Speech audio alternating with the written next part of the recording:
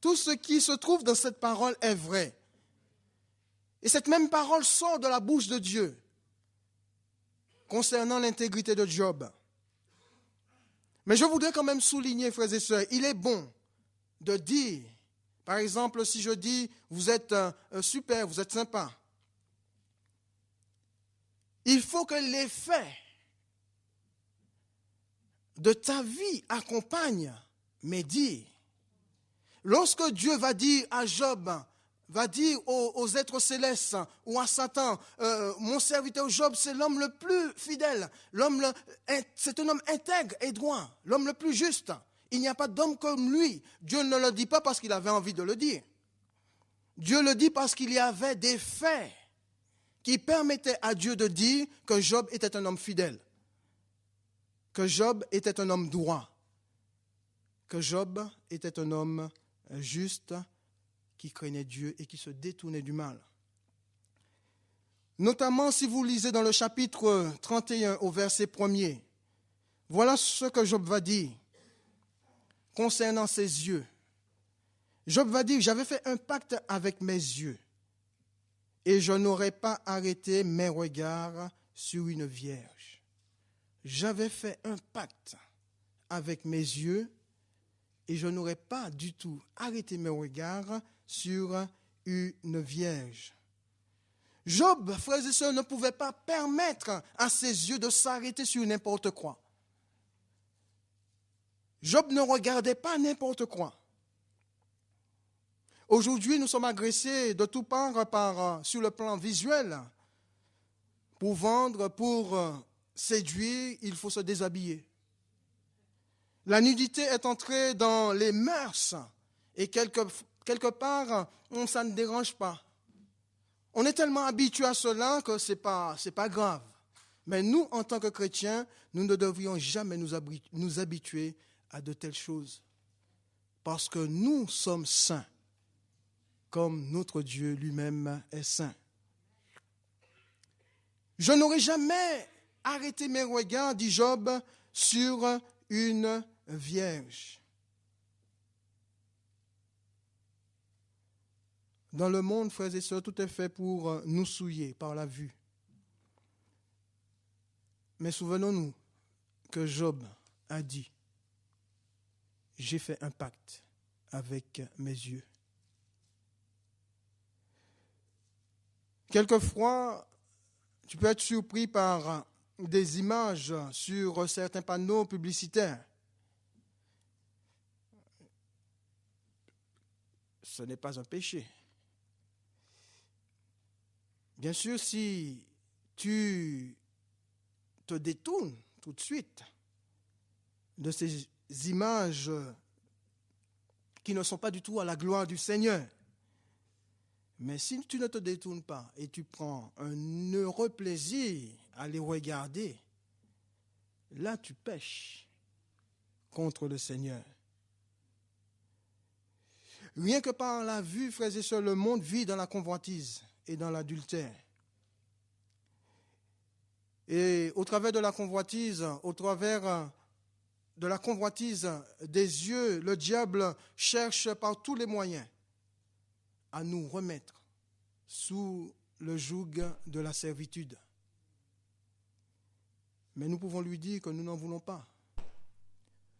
Nous ne voulons pas revenir sous ce joug,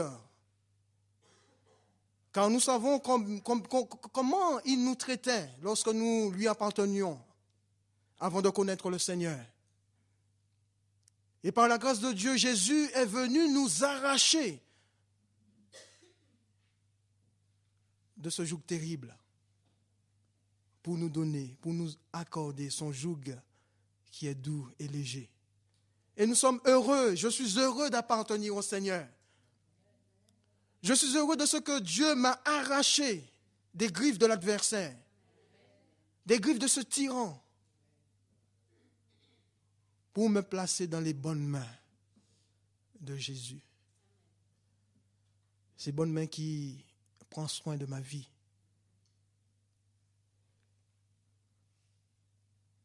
Comment y résister ou comment y échapper? Dans 1 Jean, il nous est dit, n'aimez point le monde, ni les choses qui sont dans le monde. Si quelqu'un aime le monde, l'amour du Père n'est point en lui.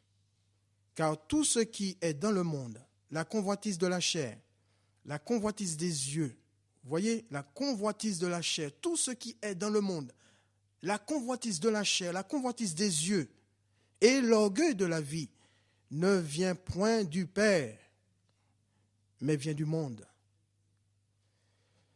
La parole de Dieu nous invite à ne pas aimer ce qui vient du monde.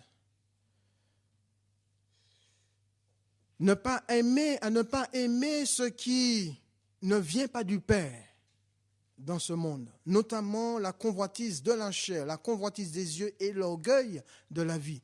C'est ça le monde que nous devrions rejeter. Rejeter de nos cœurs, rejeter de nos pensées. Ce ne sont pas les hommes, ni les femmes, ni nos semblables que nous devrions rejeter, mais la convoitise de la chair, l'orgueil, la convoitise des yeux et l'orgueil de la vie, qui ne viennent pas du tout du Père, mais qui viennent du monde. C'est la raison pour laquelle Jean dit de ne point aimer le monde, ni toutes ces choses qui ne viennent pas du Père.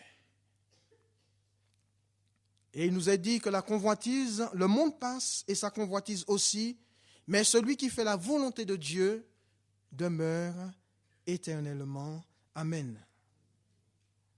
La volonté de Dieu est de faire ce qui lui est agréable et de faire ce qui lui plaît, en marchant d'une manière digne. Mon frère et ma soeur, si tu veux la bénédiction de Dieu, si tu veux la bénédiction du Seigneur sur ta vie, dans ton foyer, eh bien, sois comme Job, vis comme Job, fais des pactes avec tes yeux comme Job lui-même a fait des pactes avec ses yeux. N'arrête pas tes regards sur n'importe quoi, sur tout ce qui pourrait te souiller ton âme, souiller ton cœur, souiller ton être entier, pour te détourner de la présence ou de la volonté de Dieu. Détourne-toi de toute source de souillure visuelle. Certains vont dire, mais je ne fais que regarder.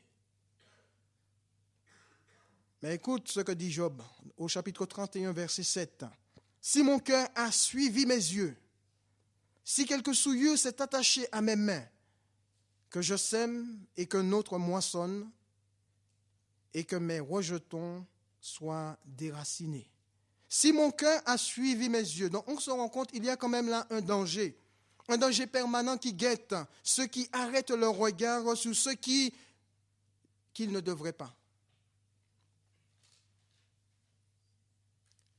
Parce qu'il y a quand même eu un lien, je dirais, étroit entre les yeux et le cœur. Dans 2 Samuel chapitre 11, versets 1 à 4, que vous pouvez lire chez vous, c'est l'histoire de David qui ne va pas partir du tout à la guerre. Il va envoyer Joab et son armée. Et il nous a dit que David, du haut de sa demeure, certainement il ne pouvait pas dormir, va apercevoir une femme qui se baignait.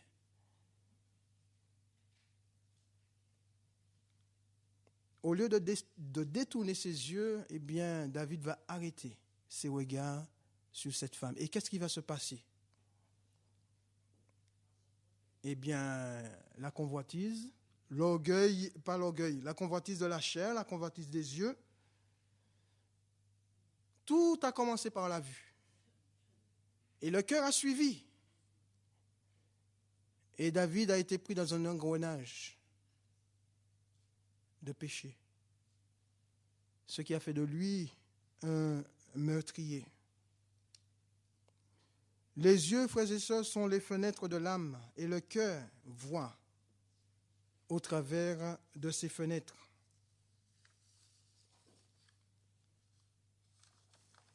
Nous devrions faire très attention à ce que nos yeux voient, à ce que nos yeux apportent à notre cœur. Dans Matthieu chapitre 5, versets 27 et 28, Jésus dit, vous avez appris qu'il a été dit, tu ne commettras point d'adultère, mais moi je vous dis que quiconque regarde, déjà l'a vue, Une femme, pour la convoiter, a déjà commis un adultère